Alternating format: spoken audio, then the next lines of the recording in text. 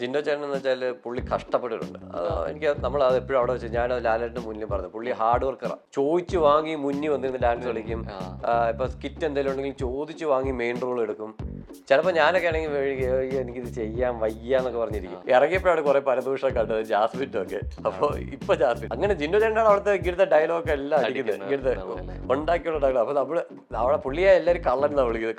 കള്ളക്കഥകളൊക്കെ ഇങ്ങനെ അടിച്ചിറക്കും. നോറയിൽ നിന്ന് ഞാൻ ഇൻസ്പിറേഷൻ ലേഡിയാന്നൊക്കെ പറഞ്ഞിട്ട് എന്തൊക്കെയോ സാധാരണ വരുന്ന അടിക്കും, എന്തൊക്കെയോ പറയും. ഞാൻ അങ്ങനെ അനുഭവിച്ചു, ഇങ്ങനെ അനുഭവിച്ചു, എന്റെ വീട്ടുകാർ അങ്ങനെ ചെയ്തിട്ടുണ്ട്, ഇങ്ങനെ ചെയ്തിട്ടുണ്ട് പറഞ്ഞ് വീട്ടുകാരൊക്കെ പറയും. അങ്ങനെയൊക്കെ അപ്പൊ സാധാരണ പിടിക്കുന്നത് ക്യാമറയുടെ മുന്നിൽ പോയിരുന്ന ഫുൾ കരച്ചിലും. LGBTQ എന്ന കമ്മ്യൂണിറ്റിയെ എതിർത്ത് നിന്നത് കപ്പ് നഷ്ടപ്പെടുന്നതിന് ഒരു കാരണമായിട്ടുണ്ട്. ഞാൻ ഫസ്റ്റ് വീക്ക് നിന്നത് അവർക്കെതിരെ പറഞ്ഞുകൊണ്ടാണെന്ന് എനിക്ക് മനസ്സിലായി. കാര്യം ഇപ്പോൾ അന്ന് വോട്ടിങ്ങിന്റെ ചാർട്ട് കാണിച്ചപ്പോൾ പോലും ഞാൻ ഫസ്റ്റ് വീക്ക് എൻ്റെ ഇതൊക്കെ പറഞ്ഞപ്പോഴും ഞാൻ ഇപ്പം ലാസ്റ്റ് ചാർട്ട് കാണിച്ചപ്പോൾ എനിക്ക് നല്ല വോട്ട് ഷെയർ ഉണ്ടായിരുന്നു. ഇപ്പം എൻ്റെ കാര്യത്തിലാണെങ്കിൽ എനിക്ക് ഇപ്പം പൂജ എൻ്റെ കാര്യത്തിൽ നല്ല കെയർ ചെയ്തായിട്ട് എനിക്ക് അറിയാം. ബൊക്കെ കൊണ്ടുപോയ പെങ്കൊച്ച് എനിക്ക് ഫോട്ടോ അയച്ചു, ഞാൻ സൂക്ഷിച്ചു വെക്കുന്നു എന്ന് പറഞ്ഞിട്ട്. പിന്നെ ഒരു പെങ്കൊച്ച് എനിക്ക് ലവ് ലെറ്റേഴ്സ് അയച്ചു. നോറയുടെ കാര്യമാണെങ്കിലും അവള് ഇച്ചിരി സെന്റിമെന്റ്സ് ഒക്കെ പിടിച്ച് ഒരു അഭിനയിച്ച് നിൽക്കുന്നുണ്ടായിരുന്നു. സിബിൻ ചേട്ടൻ ഭയങ്കര മാനിപ്പുലേഷൻ ആയിരുന്നു. പുള്ളി ഇവിടെ ഒരു കൊട്ടു കൊടുത്ത് അവിടുന്ന് ഒരു അടി കൊടുക്കുക, ഇവിടെ ഒരു അങ്ങനത്തെ പരിപാടികളായിരുന്നു. അഭിഷേക് ഡബിൾ സ്റ്റാൻഡ് നിന്നിട്ടുണ്ട്. അത് ഞാൻ 1-2 വട്ടം ഞാൻ അവിടെ പല സാധനങ്ങളും പുറത്ത് വന്നിട്ടില്ല കറക്റ്റായിട്ട്. അവരെല്ലാം കൂടി എന്നെ ടാർഗറ്റ് ചെയ്യുന്നത് ഞാൻ കണ്ടു, എനിക്ക് മനസ്സിലായി. ഞാൻ പക്ഷെ അവരെ ഒരാളായിട്ടൊന്നും ടാർഗറ്റ്. അങ്ങനെയാണെങ്കിൽ ഞാൻ ആദ്യം പറയേണ്ടത് നാദിർ അന്ന് 5 വർഷം കൊണ്ട് ഞങ്ങള് എന്തോ ന്യൂനപക്ഷം എന്നത് ഞങ്ങൾ ഭൂരിപക്ഷമാക്കും എന്ന് പറഞ്ഞിട്ട് ഒരാൾക്ക് അയച്ച പേഴ്സണൽ മെസ്സേജ് ഒക്കെ സ്ക്രീൻഷോട്ടൊക്കെ പുറത്തു വന്നിട്ടുണ്ടായിരുന്നു. ടാസ്ക് വരുമ്പോൾ ടാർഗറ്റ് ചെയ്യുന്നുണ്ടായിരുന്നു. അപ്പം നമ്മുടെ ഇപ്പോൾ സീലടിക്കുന്ന ടാസ്കിലാണെങ്കിലും ജിൻഡോ ചേട്ടൻ വന്നു അപ്പോൾ പുള്ളി പറയുകയും ചെയ്തു. എവിടേക്കോ ഈ കല്യാണം നടക്കുന്നതിന് ബിഗ് ബോസിൽ പോയി കഴിഞ്ഞാൽ കുറെ കൂടെ ഈസി ആവുന്നതുകൊണ്ട് അഭിഷേക് കുറെ പേരെ കല്യാണം മുടങ്ങിയെന്ന് മനസ്സിലായി. പക്ഷെ എന്റെ കുറെ കല്യാണം ഇങ്ങോട്ട് ആലോചന വരാൻ തുടങ്ങി. ഹാർവിയോറ the exclusive collection of adenium plants. ഇനി നിങ്ങളുടെ വീടിന്റെ അകത്തളങ്ങളിൽ ഹാർവിയോറ അഡീനിയം പ്ലാന്റ്സ് പുഷ്പിച്ചു നിൽക്കും. വെബ്സൈറ്റ് വഴി ഓർഡർ ചെയ്ത് കഴിഞ്ഞാൽ ഇന്ത്യയിൽ എവിടെയും ഫ്രഷ് ആയി ഞങ്ങൾ അഡീനിയം പ്ലാന്റ് നിങ്ങളുടെ വീട്ടിൽ എത്തിച്ചു തരും. കൂടുതൽ വിവരങ്ങൾക്കായി ഹാർവിയോറ വെബ്സൈറ്റ് സന്ദർശിക്കുക.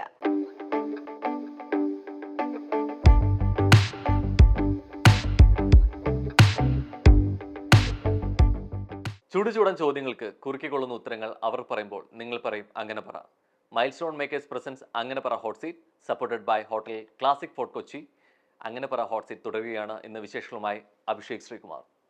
പല രീതിയിലേക്കും കണ്ടസ്റ്റൻസ് റെപ്രസെൻറ്റ് ചെയ്യുന്ന രീതികളുണ്ട്. അതുവരെ ഓരോ സീസണിലും മെയിൻലി കണ്ട ഒരു കൂടിയായിരുന്നു LGBTQവിനെ റെപ്രസെൻറ്റ് ചെയ്തിട്ട് കണ്ടസ്റ്റന്റ് വരിക എന്നുള്ളത്.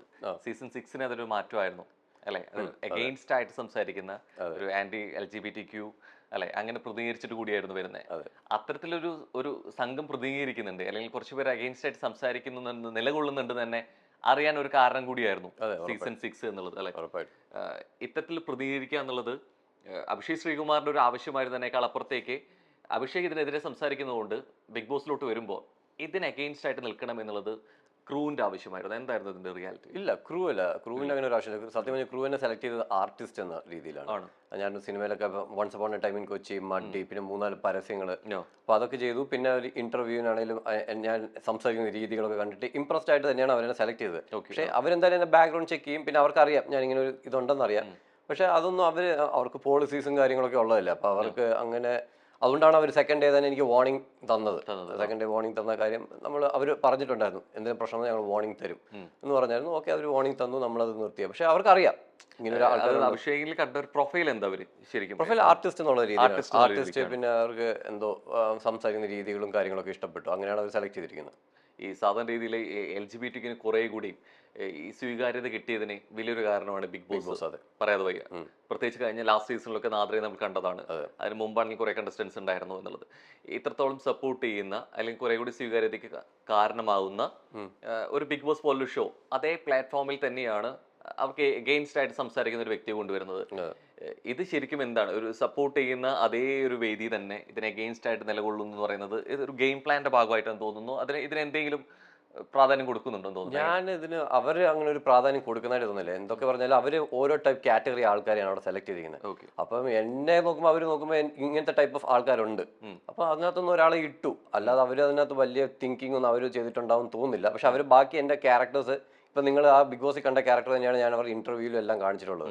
അപ്പോൾ അവർക്ക് അത് ഇഷ്ടപ്പെട്ടിട്ടുണ്ടാവണം. പിന്നെ ഞാൻ ആർട്ടിസ്റ്റ് ആണെന്നുള്ള രീതിയിൽ അവർക്ക് ഇഷ്ടപ്പെട്ടിട്ടുണ്ടാവണം. അപ്പോൾ അതൊക്കെ കാരണമാണ് മെയിൻലി അവർ സെലക്ട് ചെയ്തത്. പക്ഷേ അപ്പം അവർ ഒരു പോസിബിലിറ്റി ഇതിന് ഇട്ടിട്ടുണ്ടാവാം, എനിക്കറിയില്ല. നമുക്ക് അതിനകത്ത് കൂടുതൽ നമുക്ക് അവരുടെ തിങ്കിങ് എന്താണെന്ന് നമുക്ക് അറിയില്ലല്ലോ.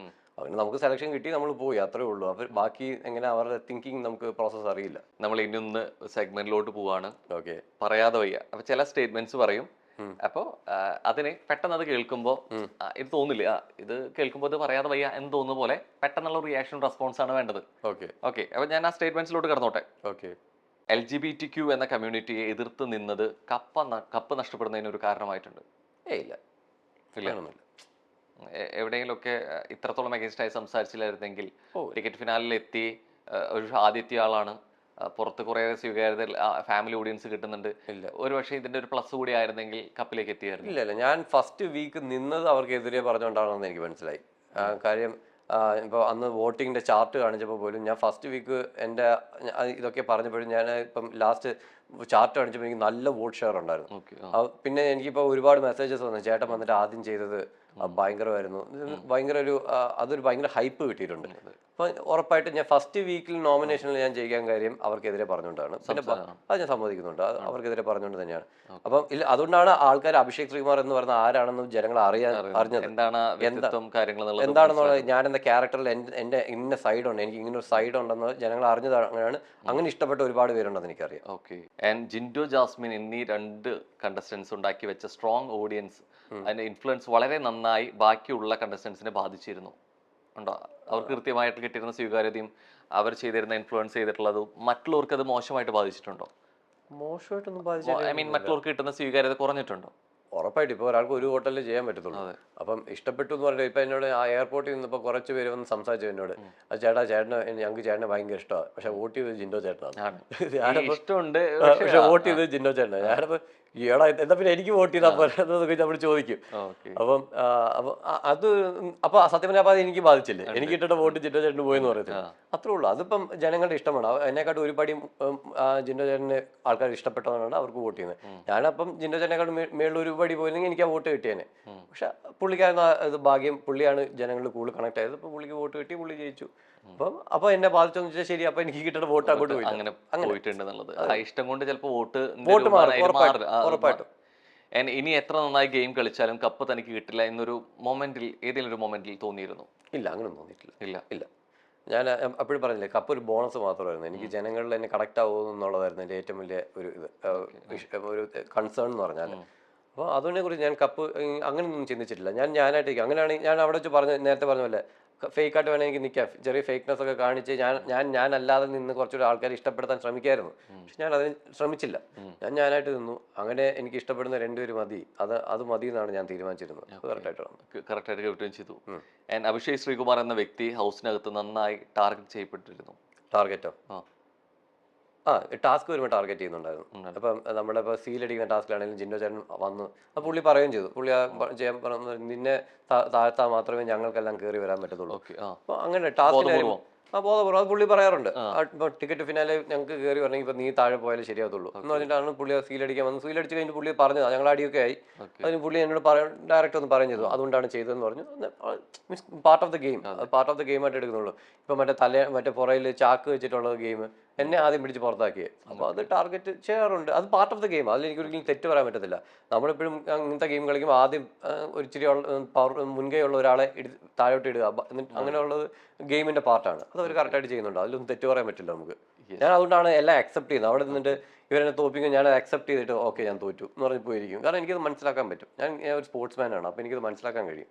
യെസ്. ആൻഡ് വൈൽഡ് കാർഡ് എൻട്രികൾക്ക് ബിഗ് ബോസ് കപ്പ് കിട്ടില്ല എന്ന് പലരും പറഞ്ഞിരുന്നു. ഫിനാലേക്ക് എത്തിയപ്പോൾ അത് ഇപ്രാവശ്യം മാറ്റാൻ പറ്റുമെന്നൊരു തോന്നൽ കൂടി വന്നിരുന്നു. ടോപ്പ് 5 വന്നപ്പോൾ ഞാൻ ചിന്തിച്ചു, ഇങ്ങനെ എൻ്റെ അടുത്ത് കുറേ പേര് വന്ന് പറഞ്ഞല്ലേ, വൈൽഡ് കാർഡായിട്ട് പോയി കഴിഞ്ഞാൽ കപ്പും കിട്ടില്ല, ജനസ്വീകാര്യതയും കിട്ടില്ല. പിന്നെ ഇപ്പം അവർ മെയിൻ പറഞ്ഞ കാര്യം, ചില കോമ്പറ്റീഷൻ തുടങ്ങുമ്പോൾ ഉണ്ടല്ലോ, ഈ ജനങ്ങൾക്കെല്ലാം ഓരോ ടൈപ്പ് ഓഫ് ആൾക്കാർ ഇഷ്ടപ്പെട്ടു തുടങ്ങും. പിന്നെ വൈൽഡ് കാർഡായിട്ട് വന്ന് കയറുമ്പോൾ നമ്മൾ ഇവരെ വെട്ടിച്ച് ജനങ്ങളുടെ മനസ്സിൽ കയറാൻ അത് വലിയൊരു ടാസ്ക്കാണ്. അത് നമ്മൾ അവിടെ കളിക്കുന്ന പോലത്തെ സാധനമല്ല. അപ്പൊ അത് പാടാണ്. അപ്പൊ അത് വോട്ടായിട്ട് മാറാൻ പാടാണ് എന്നൊക്കെ പറഞ്ഞു. അതും പോരാഞ്ഞിട്ട് ഞാൻ വലിയ ആർട്ടിസ്റ്റോ ഒന്നും അല്ല. ഞാൻ സത്യം പറഞ്ഞ 1-2 സിനിമയിൽ അഭിനയിച്ചു എന്ന് പറഞ്ഞാൽ ഞാൻ ശരിക്കും അവിടെ അതൊരു കോമണർ രീതിയിൽ തന്നെയാണ്. ഒരു കോമണർ ടൈപ്പാണ്. എന്നിട്ട് ഞാൻ അവിടെ വരെ വന്നത് എനിക്ക് ഭയങ്കര സന്തോഷമുണ്ട്. അപ്പോൾ എന്നോട് പറഞ്ഞു, ഒരുപാട് പേര് പറഞ്ഞിട്ടുണ്ട് വൈൽഡ് കാർഡിൽ പോയിട്ട് കാര്യമുണ്ടോ, വെറുതെ ടൈം കളയണോ, നാണക്കേടാ, കപ്പ് കിട്ടത്തില്ല. അപ്പോഴും നമ്മൾ കപ്പ് അല്ല, ജനങ്ങൾ കുറച്ചുകൂടെ അറിയട്ടെ, എന്നെ ജനങ്ങൾ മനസ്സിലാക്കട്ടെ, കപ്പ് പിന്നെ അത് ബോണസ് മാത്രമാണ്, നമ്മുടെ പെർഫോമൻസിൽ ജനങ്ങൾ തരുവാണെങ്കിൽ ബോണസ്. അതാണ് ഞാൻ കണ്ണാടി നോക്കി സംസാരിക്കുന്നത് ഞാൻ പറഞ്ഞിട്ടുണ്ട്.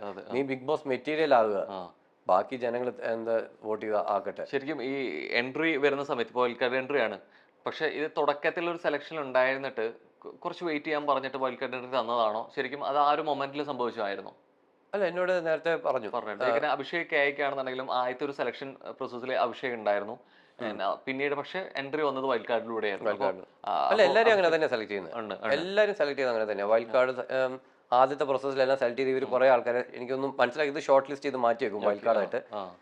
എന്നിട്ട് എന്നോടാണെങ്കിലും ഷോ തുടങ്ങുന്നതിന് മുമ്പ് അവർ പറഞ്ഞായിരുന്നു ഇങ്ങനെ ചിലപ്പോൾ വൈൽഡ് കാർഡ് ആക്കി, ഞങ്ങൾ ഉറപ്പ് പറയുന്നില്ല, ചിലപ്പോഴേ ഉള്ളൂ എന്നൊക്കെ പറഞ്ഞു. അപ്പൊ ഞാൻ ഓക്കെ. അതൊരു നിർഭാഗ്യമായിട്ട് കാണുന്നുണ്ടോ?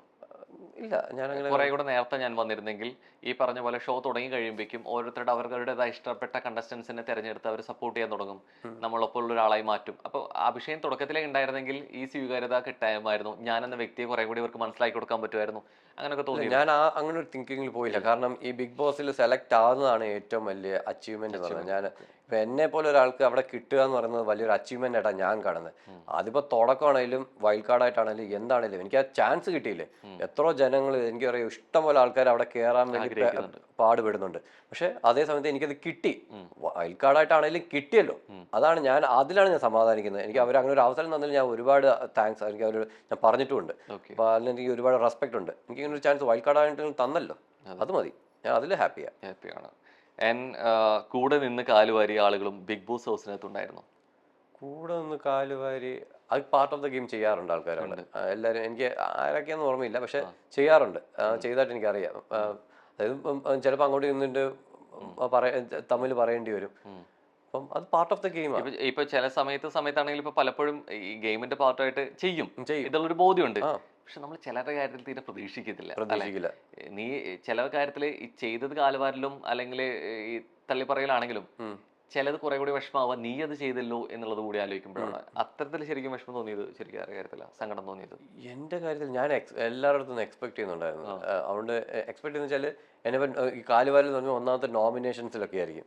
അപ്പൊ നോമിനേഷൻസിൽ വരുമ്പോഴത്തേക്ക് എന്നെ ഇപ്പൊ ആർക്ക് വേണേലും ഇപ്പൊ ഋഷിഗിരി അവങ്ങി ചിന്തിക്കുന്നുണ്ടാവും, ഞാൻ എനിക്ക് ആരെ നോമിനേറ്റ് ചെയ്യാനില്ലേ, എന്നെ ചെയ്തോ.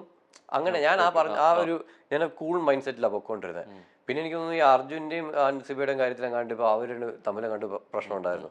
അർജുനെ കണ്ട് അവളെ നോമിനേറ്റ് ചെയ്തു എന്നൊക്കെ പറഞ്ഞിട്ട്. പക്ഷെ അതേ സമയത്ത് ഞാൻ അൻസിബയെ നോമിനേറ്റ് ചെയ്തിട്ടുണ്ട്. ഞാൻ അൻസിബയെ ഡയറക്റ്റ് പോയി പറഞ്ഞിട്ടുണ്ട്, നീ വീട്ടിൽ പോകണമെന്ന് പറഞ്ഞുകൊണ്ട് ഞാൻ നിന്നെ നോമിനേറ്റ് ചെയ്തു. അത് പണ്ട് ഞങ്ങൾ ഫ്രണ്ട്ഷിപ്പ് ആവുന്നതിന് മുമ്പ് ഞാൻ പറഞ്ഞിട്ടുണ്ട് അത് ഡയറക്റ്റ്. അല്ലാതെ എന്നെ അങ്ങനെ കാല് വാരുന്നതായിട്ട് എനിക്ക് തോന്നിയിട്ടില്ല. ഞാൻ അങ്ങനെ കാല് വാരാൻ വേണ്ടി നിന്ന് കൊടുക്കാറുമില്ല. കിട്ടാൻ പാടാ. യെസ്. ആൻഡ് ഫൈനൽ 5 അഭിഷേക് ശ്രീകുമാറിനെ ചലഞ്ച് ചെയ്ത അല്ലെങ്കിൽ അഭിഷേകിന് ഒരു വെല്ലുവിളിയായി തോന്നിയ മത്സരത്തിലായിരുന്നു ഫൈനൽ 5 ജിൻഡോ ചേട്ടൻ നല്ല എനിക്കറിയാം, കാരണം ഞാൻ പുറത്തും ഗെയിം കണ്ടിട്ടല്ലേ കയറി വരുന്നത്. ജിൻഡോ ചേട്ടൻ പവർഫുൾ ആയിരുന്നു. ജിൻഡോ ചേട്ടൻ ഞാനവിടെ വന്നപ്പോട്ടെ ചേട്ടൻ ടോപ്പ് 5 വരും, അത് പേടിക്കണം. പുള്ളി നല്ല ചാലഞ്ചറാണ്. ഇപ്പൊ എനിക്ക് ഒരു ഫിസിക്കൽ ടാസ്ക് വരുമ്പോൾ പുള്ളിയേ ഉള്ളൂ എനിക്ക് ഒരു അടിച്ചു നിൽക്കാൻ പറ്റുന്ന രീതിയിലുള്ള വരുന്നത്. ബാക്കിയൊന്നും നമുക്ക് അത്രയും പിടിച്ചു നിൽക്കാൻ പാടാം, ബുദ്ധിമുട്ടുള്ളവർ. അപ്പം ജിൻഡോ ചേട്ടനാകുമ്പോൾ നമുക്ക് പിടിച്ചു നിൽക്കാം. അപ്പൊ ഞങ്ങൾ 2-3 ഫൈറ്റ് നടന്നിട്ടുണ്ട്. പക്ഷെ അത് പാർട്ട് ഓഫ് ദ ഗെയിമിൽ ഞങ്ങൾ ചെയ്യുന്ന സ്പോർട്സ്മാൻഷിപ്പിൽ ഞങ്ങൾ രണ്ടുപേരും എടുത്തിട്ടുണ്ട്. പക്ഷെ പുള്ളി നല്ല ഗെയിമിലൊക്കെ പുള്ളി. അപ്പൊ എനിക്ക് ഒരു എഗനിസ്റ്റ് നിൽക്കാൻ പറ്റും. ബാക്കി ഇപ്പം വേറെ ആരെങ്കിലും ഇപ്പം എനിക്കൊന്ന് മറ്റേ ബസ് സ്റ്റോപ്പിന്റെ ടാസ്ക് വന്നു, പുഷ്പം പോലെ എടുത്ത് ജാസ്മിൻ എടുത്ത് വെളിയിലിട്ടിട്ട് ഞാൻ പോയി നിന്നു. അത് ഇൻട്രസ്റ്റിംഗ് അല്ല. നമുക്ക് ഒരു കട്ടയ്ക്ക് ഒരാൾ അടിച്ച് നിൽക്കുമ്പോഴേ നമുക്ക് രസമുള്ളൂ ആ ഗെയിം കളിക്കാൻ. അപ്പം പുള്ളി അതായിട്ട് തോന്നുന്നുണ്ട്. പിന്നെ അജിലിറ്റി അങ്ങനത്തെ കാര്യങ്ങളൊക്കെ വരുമ്പോൾ ഋഷി നല്ലൊരു ഗെയിമറായിട്ട് എനിക്ക് തോന്നിയിട്ടുണ്ട്. അങ്ങനെ പലരും. പിന്നെ സായിക്ക് ലാസ്റ്റ് വയ്യാണ്ടായിരുന്നു. സായി വിഷയിലെ നല്ല രീതിയിൽ ഗെയിം കളിച്ചാനെ. സായി ഞാനും കൂടെ പോട്ട് ടാസ്ക് ഒക്കെ സൂപ്പർ, മറ്റേ പോട്ടിങ്ങനെ ഇത് ചെയ്യുന്നത് അത് സൂപ്പറായിട്ട് ഞങ്ങൾ രണ്ടുപേരും കളിച്ചായിരുന്നു. അവൻ നല്ലൊരു ഗെയിമറാണ്. വന്ന ഒരാളിലെ ഭയങ്കര എക്സ്പെക്ടേഷൻ ഒരു നാൾ കൂടിയായിരുന്നു സായി. സായി അവിടെ വന്നു കഴിഞ്ഞാൽ അടുത്തൊരു മനുഷ്യനാവാനുള്ള ഒരു വേദി കൂടി ആയി മാറ്റി. നിങ്ങളൊക്കെ എത്ര പ്ലാൻ ചെയ്താലും അവിടെ ഒരു പ്ലാനും നടക്കൂല. പക്ഷെ സായിക്ക് പക്ഷെ പ്ലാനേ ഉണ്ടായിരുന്നില്ല എന്നാണ് പറയുന്നത്. അതറിയത്തില്ല. സായിയുടെ പ്ലാൻ എന്ന് പറയുന്നത് സായി സായി സായി ആവാന്നുള്ളത്.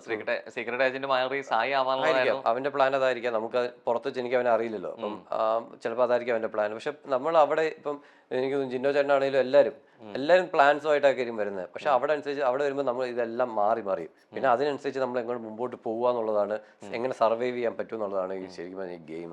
ഓക്കെ.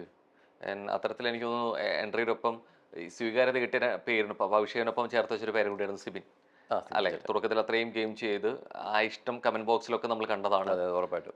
നേരത്തെ അഭിഷേക് തന്നെ പറഞ്ഞൊരു കാര്യമുണ്ട്, എവിടേക്കോ ലാലേട്ടൻ വാൺ ചെയ്ത സമയത്ത് പുറത്ത് എങ്ങനെയാണെന്നുള്ളത് അറിയാൻ പറ്റിയെന്നുള്ളത്. ഇത്തരത്തില് ഭയങ്കരമായിട്ട് വഴക്ക് കേൾക്കേണ്ടി വന്നിട്ടുള്ള ആൾ കൂടിയാണ് സിബിൻ. ഇത് സിബിനിലേക്ക് മാറ്റം ഒന്ന് പുനർചിന്തിക്കാനുള്ള ഒരു മാറ്റത്തിന് കാരണമായിട്ടുണ്ടോ, അങ്ങനെ തോന്നിയിട്ടില്ല? പുള്ളിക്കാരൻ ഇപ്പൊ എന്താ വെച്ചാൽ പുള്ളിയുടെ ഒരു ലൈഫ് നമ്മളിപ്പം പറഞ്ഞ ഈ 100 ദിവസം അല്ല നമ്മുടെ ജീവിതം എന്ന് പറഞ്ഞത്, അത് കഴിഞ്ഞു നമുക്കൊരു ജീവിതമുണ്ട്. പുള്ളിക്കാരൻ അത് ചിന്തിച്ചു. അപ്പൊ എനിക്ക് ഇൻ കേസ് നെഗറ്റീവ് ആയാൽ ഈ 100 ദിവസം കഴിഞ്ഞാൽ ഞാൻ എങ്ങനെ ജീവിക്കും എന്നുള്ള ഒരു പുള്ളിക്കാർ ചിന്ത വന്നു. അത് സ്വാഭാവികമായിട്ടും ഏതൊരു മനുഷ്യനും ഉണ്ടാവുന്ന ചിന്തയാണ്. അപ്പൊ എനിക്കാണെങ്കിലും ഒക്കെ ഉണ്ടാവും. എനിക്ക് പലവട്ടം ചിന്തിച്ചു ദൈവം നെഗറ്റീവ് ആയി കഴിഞ്ഞാൽ എന്തായിരിക്കും, ബാക്കി വരുന്നിടത്ത് വെച്ച് കാണാം. ഞാൻ അങ്ങനെ ചിന്തിച്ചാൽ വരുന്നിടത്ത് വെച്ച് കാണാം. പക്ഷെ പുള്ളിക്ക് അങ്ങനെ വരുന്നിടത്ത് വെച്ച് കാണാമെന്നുള്ള ചിന്ത വരില്ല. കാരണം പുള്ളി എനിക്കിന്ന് ഫാമിലി ഇഷ്യൂസും അമ്മയച്ഛനും ഒക്കെ, അപ്പൊ അതൊക്കെ നോക്കേണ്ട ഒരു കാര്യം. പുള്ളി അത് ഉൾവലിഞ്ഞതാണോ, എവിടേക്ക് ഒരു അബ്നോർമൽ ആയിട്ട് പോയതാണോ, എന്താണ്? നമ്മൾ അങ്ങനെ നിന്നുള്ള രീതിയിലേക്ക് ചിന്തകൾ മാറുന്ന സമയത്ത് നമ്മൾ ഇനി എങ്ങനെ ബിഹേവ് ചെയ്യണം, എങ്ങനെ ഗെയിം ചെയ്യണം, ഒരു കൺഫ്യൂസ്ഡ് ആയിട്ടുള്ള സ്റ്റേജ് ഉണ്ടാവും അല്ലെ? ഈ കൺഫ്യൂസിംഗ് ആണ് പലപ്പോഴും എന്നുള്ള രീതിയിലേക്ക് നമ്മളെല്ലാതാക്കി മാറ്റുക. അത്തരത്തിൽ എവിടേക്കോ സിബിൻ അവിടെ ഒരു ഗെയിം എന്നുള്ള രീതിയിലേക്ക് മാറിപ്പോയിട്ടുണ്ടോ? പുള്ളിക്കാരൻ വന്നിട്ട് പുള്ളിയുടെ അടിപൊളി സ്റ്റാൻഡിൽ നിന്നു. പക്ഷെ ഇപ്പൊ ലാലേട്ടൻ പറഞ്ഞപ്പോ പുള്ളി ഡൗൺ ആയി പോയി. പുള്ളിക്ക് ഭയങ്കര വിഷമമായിട്ട് പുള്ളി ടച്ച് ആയി. അപ്പോഴും പുള്ളി എന്നോടൊക്കെ പറയുന്നുണ്ട്. ഋഷിയോട് ചോദിച്ചു, ഋഷി പറഞ്ഞു ഇങ്ങനെ ചേട്ടാ ഒന്നും സംഭവിക്കില്ല, ചേട്ടാ ഇങ്ങനെ തന്നെ പോകുമെന്ന് പറഞ്ഞപ്പം അപ്പം പുള്ളി ചോദിച്ചൊരു ചോദ്യമുണ്ട്, ഇറങ്ങി കഴിഞ്ഞ് പ്രശ്നമാണെങ്കിൽ നീ എൻ്റെ കാര്യം നോക്കൂന്ന് ചോദിച്ചു. അപ്പം എൻ്റെ കാര്യം നീ നോക്കൂ. അപ്പം അവൻ മിണ്ടാൻ പറ്റിയില്ല. അത് ന്യായമായ കാര്യമാണ്. നമ്മൾ ഈ 100 days അല്ല, ഈ 100 days കഴിഞ്ഞ് ഇനി വർഷങ്ങൾ കിടക്കും നമുക്ക് ജീവിതം. ചിലപ്പോൾ ഇവിടെ കാണിക്കുന്ന ഒരു എഫക്റ്റ് ആയിരിക്കും ഈ 100 days കഴിഞ്ഞിട്ട് നമ്മൾ പുറത്തു പോകുമ്പോൾ നമുക്ക് ബാധിക്കാൻ പോകുന്നത്. പുള്ളി എന്നോട് പറഞ്ഞിട്ടുണ്ട്, പുള്ളിക്ക് പണ്ട് ഇങ്ങനെ കരിയറിലൊക്കെ പ്രശ്നം വന്നിട്ട് പിന്നെ തിരിച്ച് കയറി വന്ന വ്യക്തിയാണ്. പിന്നെ ഒരു തകർച്ച പുള്ളിക്ക് കാണാൻ ഇനി പറ്റില്ല, കാരണം അതിലൊരു റിസ്ക് എടുക്കാൻ ഞാനില്ല എന്നുള്ള രീതിയിലാണ് പുള്ളി നിന്നത്. അപ്പോൾ പുള്ളി അങ്ങനെ ഭയങ്കര മെന്റലി അങ്ങനെ ഡൗൺ. എനിക്കറിയാം മെന്റലി അവിടെ നമ്മൾ എല്ലാവർക്കും ബ്രേക്ക് ഡൗൺ ഉണ്ടാവും, ഭയങ്കര ഒരു ബ്രേക്ക് ഡൗൺ. നമ്മൾ ഇങ്ങനെ ഫുൾ ടൈം ചിന്തയിലാണ്, നമ്മുടെ മെന്റലി നമ്മൾ ബ്രേക്ക് ഡൗൺ ആവുന്ന ഒരു സമയം വരും, എല്ലാവർക്കും ഉണ്ടാവും. അപ്പോൾ ആരാണെങ്കിലും ഉണ്ടാവും. അപ്പം അങ്ങനെ ഒരു മെന്റൽ ബ്രേക്ക് ഡൗൺ പുള്ളിക്ക് വന്നത്. ക്യൂട്ട്നെസ് കൊണ്ട് ബിഗ് ബോസ് വീട്ടിനുള്ളിൽ പിടിച്ചു നിന്ന മത്സരാർത്ഥികളും ഉണ്ടായിരുന്നു. ക്യൂട്ട്നെസ്സോ ലുക്കൊക്കെ വെച്ച് ആൾക്കാർ കുറെ വോട്ട് കിട്ടുമല്ലോ, അതൊക്കെ കിട്ടിയ അടുത്ത് സെല്ലിംഗ് പോയിന്റ് ആക്കിയവരുണ്ട്. സെല്ലിംഗ് മൊമെന്റ് ആണോ എന്ന് എനിക്കറിയില്ല, പക്ഷെ അതൊക്കെ ഒരു വോട്ടായിട്ട് മാറാറുണ്ട്. ചിലപ്പോൾ ആദ്യമേ ക്രഷ് തോന്നുന്ന ആൾക്കാരുണ്ടാവും, അത് ഉറപ്പായിട്ട് നമ്മുടെ ചുറ്റിനും ഉണ്ടല്ലോ. ആദ്യത്തെ കാഴ്ചയിലെ ക്രഷ് തോന്നും, ചിലപ്പോൾ ലവ് അറ്റ് ഫസ്റ്റ് ആയിട്ട് പ്രഥമ ദൃഷ്ടിയിലെ തോന്നിയ. അപ്പൊ അത് ചിലപ്പോൾ വോട്ടായിട്ടൊക്കെ മാറും. അത് വരാതിരിക്കുന്നത്. ഇപ്പൊ നമുക്ക് പല ആക്ടേഴ്സിന് ഇഷ്ടം പുള്ളി അവരുടെ ലുക്സ് ഒക്കെ കാണുമ്പോഴായിരിക്കുമല്ലോ ഭയങ്കര ഇതൊക്കെ, അതുകൊണ്ട് നമുക്ക് വോട്ടായിട്ട് മാറും ഉറപ്പായിട്ടും. ബിഗ് ബോസ് പോലൊരു ഷോയ്ക്ക് പറ്റിയ ആളല്ല അഭിഷേക് എന്ന് എപ്പോഴെങ്കിലും സ്വയം തോന്നിയിട്ടുണ്ടോ? ബിഗ് ബോസിൽ എനിക്ക് ഒരു സ്റ്റേജിൽ എനിക്ക് തോന്നിയിട്ടുണ്ട്, ഞാൻ കുറച്ചുകൂടെ ഫേക്ക്നെസ് കാണിച്ച് പിടിച്ച് നിൽക്കണോ എന്താ. അപ്പൊ അങ്ങനെ ബിഗ് ബോസ് മെറ്റീരിയൽ ആണ്, അങ്ങനെ ആവണം. അങ്ങനെ കുറച്ചുകൂടെ ഫേക്ക് കാണിക്കുമ്പോഴാണ് ഒരു ബി ബി മെറ്റീരിയൽ എന്റെ ക്യാരക്ടറിൽ. നമ്മളെല്ലാം നമ്മുടെ ക്യാരക്ടറിൽ ഞാൻ അതാണല്ലോ തീരുമാനിച്ചത്, ഞാൻ എന്റെ ക്യാരക്ടറിൽ നിൽക്കുക. പക്ഷെ എന്റെ ക്യാരക്ടറിൽ നിൽക്കുമ്പോൾ ഞാൻ കുറച്ചുകൂടെ സൈലന്റ് ആയി പോകുന്നുണ്ടോ? ഇപ്പൊ ഇവർ ഈ പറയുന്ന പോലെ എല്ലാ ഇപ്പം എനിക്ക് സിജോ ഒക്കെ പറയുന്നത് ഇവിടെ ഇന്റർനാഷണൽ പ്രശ്നങ്ങളൊന്നും ഉണ്ടാകത്തില്ല, ഇവിടെ ഉള്ള പ്രശ്നങ്ങളാണ് നമ്മൾ പിടിക്കേണ്ടത്. അപ്പൊ ഈ ചെറിയ വള്ളി കേസ് പിടിക്കണം, അപ്പൊ ഞാനൊരു ബി ബി മെറ്റീരിയൽ അല്ലേ അങ്ങനെയൊക്കെ. അതുകൊണ്ടാണ് ഞാൻ കണ്ണാടിയുടെ മുന്നിൽ വന്നിട്ട് പറയുന്നത്, നീ ബി ബി മെറ്റീരിയൽ ആവ്, നീ ഒരു ബി ബി മെറ്റീരിയൽ ആയിട്ട് നിൽക്ക്, അപ്പൊ എന്നിട്ട് ബാക്കി മതി. അപ്പൊ എന്റെ അവിടെ ഞാൻ ആ കണ്ണാടിയുടെ മുന്നിലാണെങ്കിലും ലാലേട്ടന്റെ മുന്നിലാണ് ഞാൻ പറഞ്ഞൊരു സംഭവമുണ്ട്. ഈ ദയ എന്ന് പറഞ്ഞ എനിക്ക് കുറച്ചുകൂടെ ചിലപ്പോൾ എന്നെ എന്തെങ്കിലും പറഞ്ഞാലും ഞാൻ ചിലപ്പോൾ വിട്ടുകളയും. കാര്യം ചില കാര്യങ്ങൾ ഞാൻ വിട്ടുകളയും, പോട്ടെ അവർ പറഞ്ഞിട്ട് പോട്ടെ നോക്കും. പക്ഷെ അത് ബിഗ് ബോസിൽ ചെയ്ത് കഴിഞ്ഞാൽ നമ്മൾ നടപടിയാവില്ല. അപ്പൊ എനിക്കത് മനസ്സിലായി, കുറെ എനിക്ക് നേരത്തെ മനസ്സിലാവുന്നുണ്ട്, പക്ഷെ എന്നെ കൊണ്ട് പറ്റുന്നില്ല. പിന്നെ ഞാൻ രണ്ടും കൽപ്പിച്ച് ആ സാധനം കട്ട് ചെയ്തു, വേണ്ട. അത് കഴിഞ്ഞിട്ടുള്ള ആഴ്ചയിൽ മൊത്തം എന്നെ എന്തെങ്കിലും പറഞ്ഞു കഴിഞ്ഞാൽ നല്ല പറച്ചിൽ പറയുമായിരുന്നു. ബിഗ് ബോസ് ഫിനാലേക്ക് സ്റ്റേജിൽ നിറഞ്ഞാടിയ കോമഡി സ്കിറ്റ് അഭിഷേകിനെ നന്നായിട്ട് ഇറിറ്റേറ്റ് ചെയ്തിരുന്നു. ഞാനത് മൈൻഡ് ചെയ്യാൻ പോലെ, ഞാൻ കോമഡി സ്കിറ്റ് കണ്ടു. അത് പിന്നീട് ഇപ്പൊ ചർച്ചയായിട്ടുണ്ട്. എന്റെ ഫ്രണ്ട്സും എല്ലായിടത്തും റിയാക്ട് ചെയ്ത് ഞാൻ കണ്ടു. ഞാൻ ആ സ്കിറ്റ് ഫുൾ കണ്ടിട്ടുമില്ല, ആ ഒരു ക്ലിപ്പ് ഞാൻ കണ്ടു. അത് കാര്യമൊന്നുമില്ല. അതായത് ഒരാൾ ചേഞ്ച് ചെയ്യാൻ ആഗ്രഹിച്ചിട്ട് മാറിയിട്ടുണ്ടെങ്കിൽ അത് ശരിക്കും പറഞ്ഞാൽ അക്സെപ്റ്റ് ചെയ്യുക, നമ്മൾ ശരിക്കും പറഞ്ഞൊരു അപ്രീഷിയേറ്റ് ചെയ്യുക ചെയ്യുന്നത്. ഞാൻ വീട്ടിൽ ജോലി ചെയ്യാത്തൊരു വ്യക്തിയാണ്, പക്ഷെ അവിടെ പോയി ഞാൻ എല്ലാ ജോലിയും ചെയ്യുന്നു. അത് ശരിക്കും പറഞ്ഞാൽ മോശ കാര്യമാണോ നല്ല കാര്യമാണോ അത് നിങ്ങൾ തന്നെ പറ. പക്ഷെ അവിടെ പലപ്പോഴും സ്കിറ്റിനെ കൊടുക്കുന്ന ഡയലോഗ് ആണെന്നുണ്ടെങ്കിലും കാര്യങ്ങളാണെന്നുണ്ടെങ്കിലും അവിടെ നിന്ന് ക്രൂ കൊടുക്കുന്നതോ അല്ലെങ്കിൽ അതിന്റെ റൂമിൽ ചെയ്യുന്നവരൊക്കെ അല്ലെ സ്വമേധയാണോ എന്നാണ് സ്വമേധ ഇപ്പൊ എനിക്ക് അവർ ചെയ്തത് എങ്ങനെയാണെന്ന് എനിക്ക് അറിയത്തില്ല. പക്ഷെ ഞങ്ങൾക്കൊക്കെ ഇപ്പൊ അവിടെ സ്കിറ്റുകൾ വരുമല്ലോ, അതായത് നമ്മൾ തന്നെയാണ് ക്രിയേറ്റ് ചെയ്യുന്നത്. പക്ഷെ അത് ഗെയിമിന്റെ ഭാഗമായിട്ട് ഈ നടക്കുന്നത് ഓൾറെഡി ഫിനാലയുടെ ഒരു എന്റർടൈൻമെന്റ് സെക്ഷൻ പോലെയാണ്. അപ്പൊ അങ്ങനെ വരുന്ന സമയത്താണെങ്കിലും ഇത്തരം സ്കിറ്റുകൾ എന്തൊക്കെ ഇതിൽ ഡയലോഗ് വരുന്നത് സ്ക്രീനിങ് കഴിഞ്ഞിട്ടായാലും അവിടെ പ്രദർശിപ്പിക്കുന്നുണ്ടാവുക. ശരിക്കും അതിൽ എന്തെങ്കിലും പ്രശ്നങ്ങൾ ഉണ്ടെന്നുണ്ടെങ്കിൽ ശരിക്കും അത് ക്രൂ വിലക്കില്ലേ? ശരിക്കും ക്രൂ വിലക്കാറുണ്ട്. പക്ഷെ എനിക്കിപ്പോഴും ഓർമ്മയുണ്ട്, ഞാനും മറ്റേ അഭിഷേക്, നോറ, സായി എല്ലാം കൂടി നെക്സ്റ്റ് ടീമിലായിരുന്നപ്പോൾ നമ്മൾ ഒരു സ്കിറ്റ് ചെയ്യാൻ പോയി. നമ്മളെല്ലാരും കൂടി സ്കിറ്റ് ചെയ്യാൻ പറഞ്ഞിട്ടുണ്ടായിരുന്നു. അന്ന് എല്ലാവരും ജിൻഡോ ചേട്ടനും ജാൻമണിയുടെ സ്കിറ്റുകളൊക്കെ എല്ലാവരും ചെയ്ത്. പക്ഷെ അന്ന് ഞങ്ങൾ ചൂസ് ചെയ്തത് സിജോയുടെയും റോക്കിയുടെയും മറ്റേ പ്രശ്നമായിരുന്നു. അത് നമ്മൾ ഫണ്ട് രീതിയിലാക്കാന്ന് പറഞ്ഞായിരുന്നു. പക്ഷെ അത് നമ്മൾ തുടങ്ങി കഴിഞ്ഞപ്പോൾ നമുക്ക് അടുത്ത നേരം ലെറ്റർ വന്നു, നിങ്ങൾക്ക് ഇത് ചെയ്യാൻ പറ്റത്തില്ല, ഇത് ഇങ്ങനത്തെ ഒരു പ്രോബ്ലം ഉണ്ട്, നിങ്ങൾക്ക് ചെയ്യാൻ പറ്റില്ല. അപ്പൊ അങ്ങനെ വിലക്ക് വരും. പക്ഷെ അങ്ങനത്തെ വലിയ ഇഷ്യൂസ് ഒക്കെ ആണെങ്കിൽ വിലക്ക് വരുന്നുള്ളൂ. ഈ ചെറിയ ചെറിയ കാര്യങ്ങൾ ഇപ്പൊ എന്നെ ഇങ്ങനെ കളിയാക്കി, അതൊന്നും എന്നെ വലിയ ബാധിക്കുന്ന കാര്യങ്ങളൊന്നുമല്ല. അപ്പൊ അതുകൊണ്ട് അവരങ്ങനെ വിലക്കൊന്നും കൊടുക്കും തോന്നില്ല, കൊടുത്തിട്ടുണ്ടാവില്ല. ആൻഡ് ബിഗ് ബോസ് ഹൗസിൽ അതിഥികളായി എത്തിയ പല താരങ്ങളും മുൻ സീസൺ വിജയികളും ചില മത്സരാർത്ഥികൾ പ്രത്യേകം സപ്പോർട്ട് ചെയ്യാൻ ശ്രമിക്കുന്നതായിട്ട് തോന്നിയിട്ടുണ്ട്.